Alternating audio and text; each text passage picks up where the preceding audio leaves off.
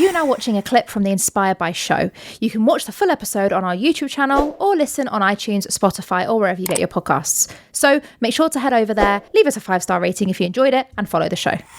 How did you go from focusing on yourself, like enjoying eating these ice creams on the beach in the bright orange bikini, to now being a very well-known influencer?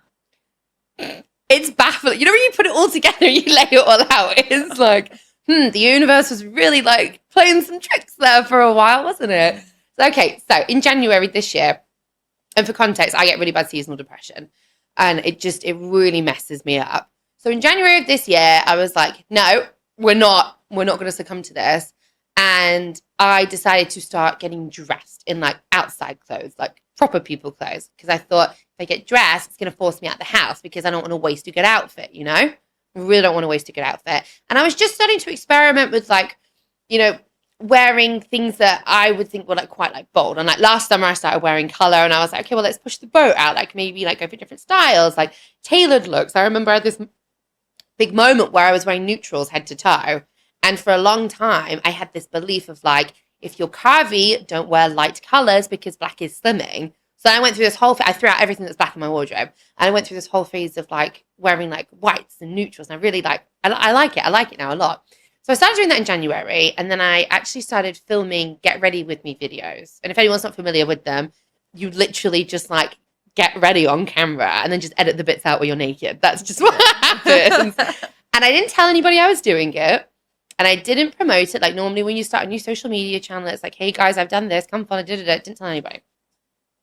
And I just started putting up a video pretty much every day, just of me getting ready, putting outfits together, you know? And then in March, a couple of them got traction actually. And I think, back into February, early March, I bought this bodysuit off another influencer. I was influenced. I was like, that looks cute. It's a tenner. I'm going to get it.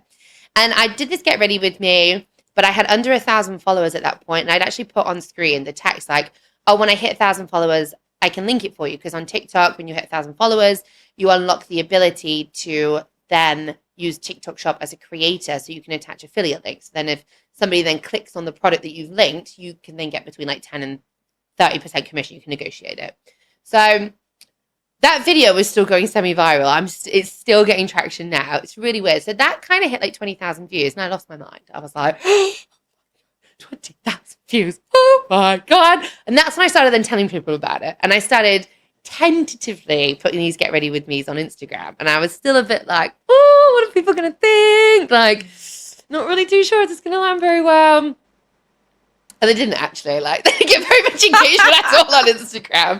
But like, we try, right? Exactly. You got to give it a go. Yep. And then I hit 1,000 followers. So what I did is I took that original video and it's called like repurposing your content, but in a way that most people don't really think that they do. So when you can look at your analytics on social media, you can see where people drop off videos, and you can go, okay, well, maybe it was too long, or maybe I hit it with the wrong song. And there's this really interesting thing called clip to audio ratio.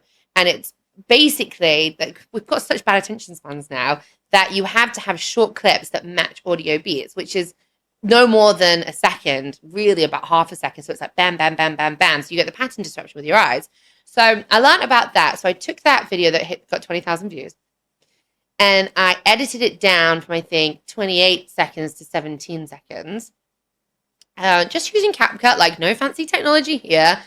Put it with an artist called this DJ duo. Here you go. Here's a free tip for you. If you ever want trending audios on TikTok or Instagram, go and find this DJ duo called Altego. It's Altego. Their music always trends. They make these really like cool mashups. Put it with that song, and then just didn't think anything about it. Linked it, and I was like, maybe I'll make a $5 off this. Like, woo, whatever.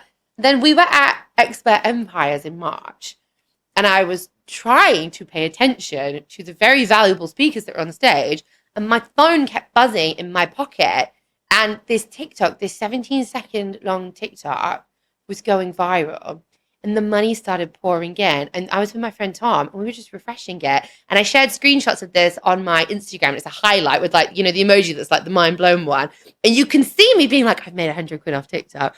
Oh my God, I've made 200 quid off TikTok. I made $2,000 off a 17-second video selling a £10 bodysuit. That video tipped over 1 million views a few weeks ago. I got very excited. I screamed. I ran around the block, got balloons, like one and an M. And it's still growing. It's still getting traction now. Then another one of my videos, I think, is at like 700,000. Another one is going viral at the moment. Like, I want to compulsively check it. Like, that's all I want to do. And then since the end of March, and now we're in, where are we? June, somebody at TikTok then got in touch with me directly. And I have a manager who worked in the fashion department at TikTok. So they guide me on like what to do. Like, they help me with brand deals and things like that. I got invited down to Pretty Little Things offices in London for an influencer event. And I walked in and I was like, I don't understand how I'm here, but let's just go with it.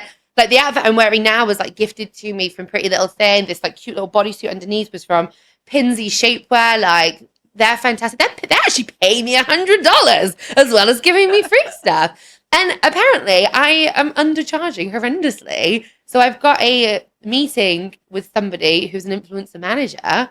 So who knows what's going to happen? Because I was at a lunch on Tuesday and somebody said that she knows an influencer who charges brands $30,000 for one video on TikTok. She's got like 500,000 followers, but like mine's jumping by like 200 or 300 a day at the moment. So wow, it's crazy. I did it by accident. And that might piss people. That does piss people off, actually. They're like, oh, it's all right for you. And I'm like, I think, again, I'll go back to it. If it's hard, you're overcomplicating it. And it was just every day I put up a video. There's an alarm that goes off on my phone at 4 p.m. every day. And it's TikTok time. Not only do I love TikTok time, like, because I get to like mindlessly scroll for a bit, but it reminds me to just put something out there. And also, if I have no content, it means I've been like a slob and I've let my mental health get the better of me and I've been a puddle for a few days. So I'm like, right, well, if you actually want to do this and you want to keep riding this train and you want to stay in momentum, get out of bed, wash your goddamn hair and get outside. Yeah, totally agree. It's helped, actually. People see like, oh, you just, a vapid influencer. And I'm like, well, yeah, think what you want. But actually, it kind of saved me big time this year. But you know what? The thing I find most powerful about what you shared, Liz, and I'd actually disagree with you there. I don't think you are an accidental influencer. I know you call yourself that, right? Because you never intended to become an influencer, but it wasn't by accident. Because like you said, you took that 28-second video and you were like, I am going to learn how to make this better. Yeah. That's not by accident. True, actually. Right? That's you actually consciously going, I know this could be better. Yeah. The fact that you started it to help yourself through your mental health, I can speak from my personal experience. I know how dark it is when you do not want to get out of bed. Like I did it for 6 months where you're like, for me, it was the step from the bed to the couch. If I got there and God forbid I had a shower in the middle, like it was a win. It was a huge win. So thinking about this, yeah. So it is, I wouldn't say it's accidental. I think your courage, your charisma and your just determination to go, fuck this is not my life. I'm going to do more and do better is the reason why you've done it. Thank you. Actually, thank you. Because you are completely right, and I've just not even seen it that way. Again, you can't see the lid when you're inside the jar. You just go through these things. And I sit here and wax lyrical. I'm so healed now, but I just sat here and gone, oh, it was by accident. Because obviously there's still some like self-worth stuff that's locked in there that's like, well, maybe I don't deserve this because somebody's in my head niggling away. So got my journaling prompts ready for tomorrow now, don't I? I love that. But I think that's the reason why I love your story, Liz. That's why I wanted you on the show, because I think you are so inspiring to so many people from so many different angles, whether you're someone that is going through shit or having your family telling you you're not good enough or whatever, from someone who's had an eating disorder or is struggling with that, with mental illness. There's so many facets that you have proven that, guys, you can get through this.